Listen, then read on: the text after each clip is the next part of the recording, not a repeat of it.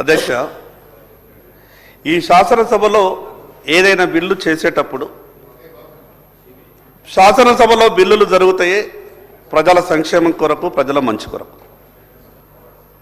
అటువంటప్పుడు దానికి జాతీయ కానీ అంతర్జాతీయ విషయాల్ని క్రోడీకరించి జోడించి చర్చ చేసేటటువంటి సందర్భంలో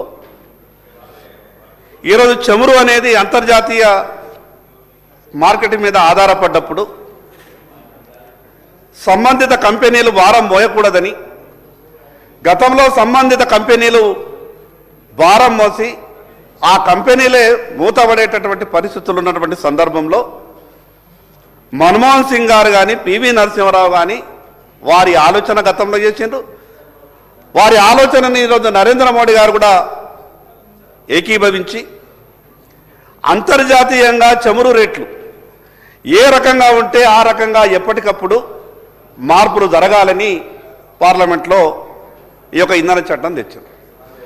అధ్యక్ష, నేనేమంటున్నానంటే గౌరవ మంత్రివర్యులు మాట్లాడుతూ ఒక మాట మాట్లాడింది. భారతీయ జనతా పార్టీ ఏ రాష్ట్రంలో ఎన్నికలుంటే ఆ రాష్ట్రంలో మాత్రమే ధరలు తగ్గిస్తామని. అధ్యక్ష, ఈరోజు వ్యాట్ తగ్గించినటువంటి రాష్ట్రాలలో కేవలం బీజేపీ రాష్ట్రాలే లేవు. ఈరోజు కర్ణాటకలో కూడా 20% తగ్గించారు. ఈరోజు మీకు ఉదాహరణ చెప్తా అధ్యక్ష, ఈరోజు ఢిల్లీలో ఎన్నికలు లేవు. అక్కడ ₹94.77 మాత్రమే ఉంది. ఉత్తరప్రదేశ్లో ఈరోజు ఎన్నికలు లేవు. అక్కడ భారతీయ జనతా పార్టీ అధికారంలో ఉంది. ₹94.69 మాత్రమే ఉన్నది. అధ్యక్ష, గుజరాత్లో ఈరోజు ఎన్నికలు లేవు. అక్కడ ₹94.98 ఉన్నది. ఉత్తరాఖండ్లో ఎన్నికలు లేవు. ₹93.43 ఉన్నాయి. అధ్యక్ష, కాంగ్రెస్ పాలిత రాష్ట్రాల్లో ఒకసారి చెప్తా. కర్ణాటకలో ₹103.41, కేరళలో ₹105.75, తెలంగాణలో ₹107.46, బెంగాల్లో ₹104.39. అధ్యక్ష, వ్యాట్ తగ్గించినటువంటి రాష్ట్రాలు కూడా చెప్తా. ఈరోజు గొప్పగా ఆర్థికంగా పరిపుష్టిగా ఉంటున్నాయి ఆ రాష్ట్రాలు. గుజరాత్ రాష్ట్రం ఈరోజు 13 నుంచి 15% వ్యాట్ తగ్గించారు అధ్యక్ష. అదేవిధంగా కాంగ్రెస్ పాలిస్తున్నటువంటి కర్ణాటక రాష్ట్రం కూడా 20% వ్యాట్ తగ్గించింది అధ్యక్ష. అధ్యక్ష, మహారాష్ట్రలో కూడా కొన్ని సందర్భాల్లో వ్యాట్ కొంత పర్సెంటేజ్ తగ్గించింది అధ్యక్ష. అధ్యక్ష, ఈరోజు మేము ఆదిలాబాద్ అనేది మహారాష్ట్ర బార్డర్ మీద ఉంది. మాకు కేవలం 6-7 కిలోమీటర్లు పోతే మా ఆదిలాబాద్ నుంచి ఒక 8-10 కిలోమీటర్లు ప్రయాణం చేస్తే మహారాష్ట్ర వస్తుంది. మహారాష్ట్రకి వెళ్ళి తెలంగాణ ప్రజలు అక్కడ డీజిల్ పెట్రోల్ పోయించుకొని తెలంగాణకు వస్తున్నారు. ఈరోజు తెలంగాణకు మహారాష్ట్రకు కనీసం 10 నుంచి 11 రూపాయల తేడా ఉన్న కారణంగా ఈరోజు తెలంగాణ ప్రజలంతా కూడా ఆదిలాబాదు, అదేవిధంగా మిగతా ఉమ్మడి ఆదిలాబాద్ జిల్లా బార్డర్లో ఉన్నటువంటి గ్రామాలు, మండలాలంతా కూడా మహారాష్ట్రకి వెళ్ళి ఈరోజు డీజిల్ పెట్రోలు పోయించుకున్నటువంటి పరిస్థితి ఉన్నది. అధ్యక్ష, ప్రభుత్వానికి అనేక రకమైనటువంటి ఆదాయ వనరులు ఉంటాయి, కానీ ప్రజలకు అనేకమైనటువంటి ఆదాయ మార్గాలు ఉన్నాయి. ప్రభుత్వం అనుకుంటే ఎప్పటికప్పుడు దేని మీదన్నా ఇమీడియట్గా ట్యాక్స్ ఇంక్రీజ్ చేసి ప్రభుత్వం సంపాదించుకోవచ్చు. కానీ ప్రజలు ధరలు పెరిగినాయని, లేదా ప్రభుత్వం ట్యాక్స్ అధికంగా విధించిందని, నాకున్నటువంటి 20,000 జీతాన్ని ఇమీడియట్గా 25,000 జీతం చెయ్యమని ఆర్జిస్తే ప్రభుత్వం ఒప్పుకోదు, ప్రైవేటు సంస్థలు ఒప్పుకోవు. కాబట్టి ప్రభుత్వానికి అనేక మార్గాలు ఉన్నాయి ఆదాయం కొరకు. మిగతా వ్యవహారాల మీద కొంత దృష్టి పెట్టేటటువంటి ప్రయత్నం చేయండి. ఈరోజు ఈ పెట్రోల్, డీజిల్ దాని మీద గతంలో అనేక సందర్భాల్లో గౌరవ ముఖ్యమంత్రి గారు కూడా మాట్లాడిండ్రు. ఈ రాష్ట్రంలో టీఆర్ఎస్ పార్టీ కానీ ప్రభుత్వం అధికారంలో ఉన్నప్పుడు ఈరోజు మిగతా రాష్ట్రాలలో తగ్గించినప్పుడు, కేంద్ర ప్రభుత్వం తగ్గించినప్పుడు ఈ రాష్ట్ర ప్రభుత్వం ఎందుకు తగ్గించలేదు, ఇది తెలంగాణ ప్రజల్ని ఆర్థికంగా చతికిలబడ చేస్తున్నది ఈ ప్రభుత్వ నిర్ణయాలని మాట్లాడినప్పుడు ఈరోజు ముఖ్యమంత్రిగా ఆనాడు మీరు మాట్లాడినటువంటి మాటల్ని ఒక్కసారి గుర్తు చేసుకోవాల్సిన అవసరం ఉంది. అధ్యక్ష, ప్రతిపక్షంలో ఉన్నప్పుడు మాట్లాడే ప్రతి మాటని అధికారంలోకి వచ్చిన తర్వాత నేను గడిచిన 5 ఏళ్ళు ఏ సభలో, ఏ ఉద్యమంలో, ఎక్కడెక్కడ, ఏ సందర్భంలో ఏం మాట్లాడినో అవన్నీ కూడా మనం ఒక్కసారి రివైండ్ చేసుకోవాలా. కానీ ప్రతిపక్షంలో మాట్లాడినటువంటి మాటలన్నీ కూడా మర్చిపోయి అధికారంలోకి వచ్చిన తర్వాత ప్రభుత్వ ఆదాయాన్ని పెంచడమే లక్ష్యంగా పెట్టుకొని ఈ రకంగా ఇబ్బందులు పెట్టేటటువంటి ప్రజల్ని ప్రయత్నం చేస్తే అది ప్రజలకు భారం అవుతుంది అధ్యక్ష. అధ్యక్ష, ఈ పెట్రోల్ డీజిల్తోని రైతు జీవితం కూడా ముడిపడి ఉన్నది.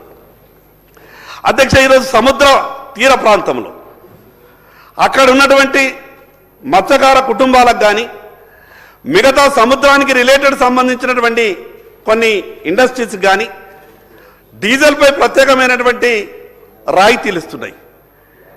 మీ ద్వారా ప్రభుత్వానికి విజ్ఞప్తి చేస్తున్న అధ్యక్ష, ఈ తెలంగాణ రాష్ట్రంలో రైతులకు కూడా, అది రైతు ట్రాక్టర్కు వాడేటటువంటి డీజిల్ కావచ్చు, రైతు దేనికి వాడినా కూడా దాని మీద ప్రభుత్వం ఒక ప్రత్యేకమైనటువంటి ఆలోచన చెయ్యాలి. ఎందుకంటే ఈరోజు వ్యవసాయం భారం అయిపోయింది. గతంలో ఎద్దులతోని వ్యవసాయం చేసేటటువంటి పరిస్థితి లేదు. ఇప్పుడు అంతా మషినరీతో కూడా వ్యవసాయం చేసేటటువంటి పరిస్థితి ఉన్నది. ట్రాక్టర్లు లేనిది వ్యవసాయం నడిచేటటువంటి పరిస్థితి లేదు. కానీ ఈ పెరిగినటువంటి ధరలతోని డీజిల్ కొని రైతు వ్యవసాయం చేసేటటువంటి పరిస్థితి లేడు. కాబట్టి రైతుల కొరకు ప్రత్యేకంగా ప్రభుత్వం ఆలోచించాలని మీ ద్వారా ప్రభుత్వానికి విజ్ఞప్తి చేస్తున్నా అధ్యక్ష. నేను మొదలొక మాట చెప్పిన, ప్రభుత్వం కేవలం ఒక 3-4 పద్దుల మీదనే ఆధారపడి రాష్ట్ర ఆదాయాన్ని సమకూర్చేటటువంటి ప్రయత్నం చేస్తున్నది. మీ ద్వారా ప్రభుత్వానికి నేను ఒక సూచన చేస్తున్నా, ఈ రాష్ట్ర ఆదాయానికి పెంచడానికి ఏం చేయగలుగుతామో అన్ని పార్టీలలో మంచి కోరేటటువంటి, కొంత ఆలోచించేటటువంటి లక్షణాలు ఉన్నటువంటి వాళ్ళని మీరు సెలెక్ట్ చేసి ఒక కమిటీ ఫామ్ చేయండి.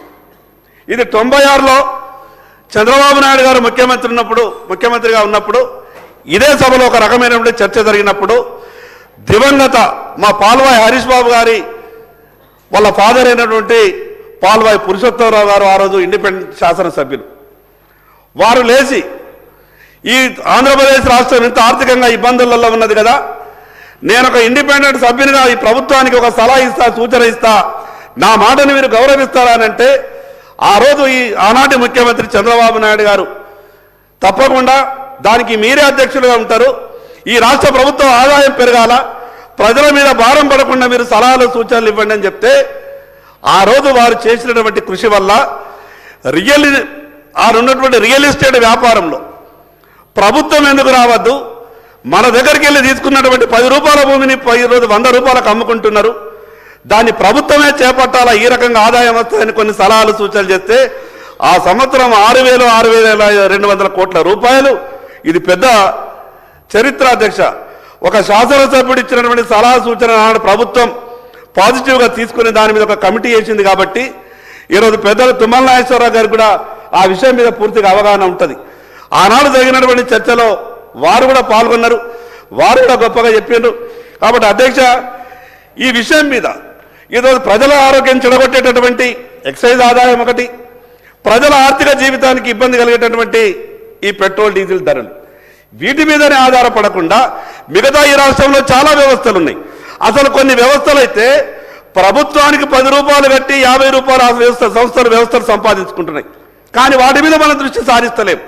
నేను అందుకే వాటి మీద దృష్టి సారించి ఈ రాష్ట్రం ఈ రకమైనటువంటి ఒక పక్క ఆర్థిక ఇబ్బందులు ఉన్నాయి, దాంట్లో ఏం అనుమానం లేదు.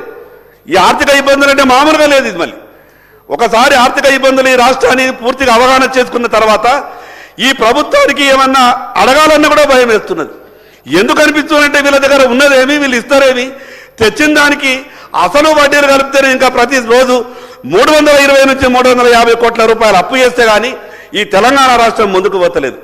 అధ్యక్ష, దీని మీద చాలా డీటెయిల్గా చర్చ జరగాల. ఒక రాష్ట్రం రోజు 300 కోట్ల రూపాయలు అప్పు చేస్తే కానీ ప్రభుత్వ కార్యకలాపాలు చేసేటటువంటి పరిస్థితి లేదంటే మనం ఈ రాష్ట్రం ముందుకు పోవడం చాలా ఇబ్బంది అవుతుంది అధ్యక్ష. ఈ రోజు కూడా ఈ రాష్ట్ర ఆర్థిక పరిస్థితి ఈ రకంగా ఉండడం కారణంగా గతంలో ప్రభుత్వ పనులకు టెండర్లు అంటే కాంట్రాక్టర్లు పోటీ పడుతూ ముందుకు వస్తుండే, పైరవీలు చేస్తుండే, నేను ఈ ఫలానా పని చేస్తా, నాకు చెప్పండి, నాకు పోటీగా ఫలానా అతను వస్తుండే ఒకసారి అని బతిమలాడుతుండే. కానీ ఈరోజు పరిస్థితి ఏమైంది అధ్యక్ష, మేము కాంట్రాక్టర్లను బతిమలాడాల్సి వస్తున్నది. టెండర్లు వేసిండ్రు, పనులు చేయండి, గుంతల రోడ్లు అయినాయి, ప్రజలు తిడుతున్నారు, ఇబ్బంది వస్తున్నది అంటే కాంట్రాక్టర్ అంటున్నాడు నాకు బిల్లు వస్తలేదు, నేను ఈ రాష్ట్రంలో పనులు చెయ్యలేనంటున్నాడు. అందుకే ఈ చాలా విషయాలు ఉన్నాయి. ఈ బిల్లుకు సంబంధం రిలేటెడ్ కాకుండా కూడా కొంత చెప్పేటటువంటి ప్రయత్నం చేస్తున్నా అధ్యక్ష. మీ ద్వారా ఈ ప్రభుత్వానికి విజ్ఞప్తి చేస్తా ఉన్నా, ఈ పెట్రోల్ డీజిల్ ధరల మీద భారం ఇప్పటికే తెలంగాణ ప్రజలకు విపరీతంగా అయింది. దీన్ని తగ్గించేటటువంటి ఆలోచన చేయండి. కానీ ప్రతి విషయానికి అంతర్జాతీయంగా మనం పోల్చుకుంటే చాలా ఇబ్బంది వస్తుంది. రాష్ట్ర ప్రభుత్వానికి అనేకమైనటువంటి ఆదాయ వనరులు ఉన్నాయి. ఇప్పటికే చాలా విషయాల మీద ఇప్పుడు దీంట్లో స్టాంప్స్ అండ్ రిజిస్ట్రేషన్ దాని మీద గతంలో కూడా చెప్పినాం. ఈరోజు రైతులు చేసేటటువంటి భూమికి తగ్గించాలని దాని మీద గౌరవ రెవెన్యూ శాఖ మంత్రి గారు ఆ రోజు రిప్లైలో చెప్తామన్నారు. ఆ విషయం మీద ఏం చెప్పలేదు. ఆ విషయం కూడా ఏదైతే ఏ వ్యవస్థ ఏ వ్యక్తులైతే ఆర్థిక భారం మోయలేనటువంటి పరిస్థితుల్లో ఉన్నారో వాళ్ళ మీద మాత్రం ప్రభుత్వం ఆర్థిక భారం మోయకుండా ఈ ప్రభుత్వాన్ని నడిపిస్తే మంచిగా అనిపిస్తుంది. అధ్యక్ష, మరొకసారి ఈ ప్రభుత్వం ఆలోచించాలా. మిగతా భారతీయ జనతా పార్టీ పాలిస్తున్నటువంటి రాష్ట్రాలలో ఏ రకంగానైతే తక్కువ డీజిల్ పెట్రోల్ ధరలున్నాయో ఆ రకంగానే ఈ తెలంగాణ రాష్ట్రంలో కూడా మీరు ఆలోచించాలని మీ ద్వారా ప్రభుత్వానికి విజ్ఞప్తి చేస్తూ సెలవు తీసుకుంటారు. అధ్యక్ష. శ్రీ సాంబశివరావు.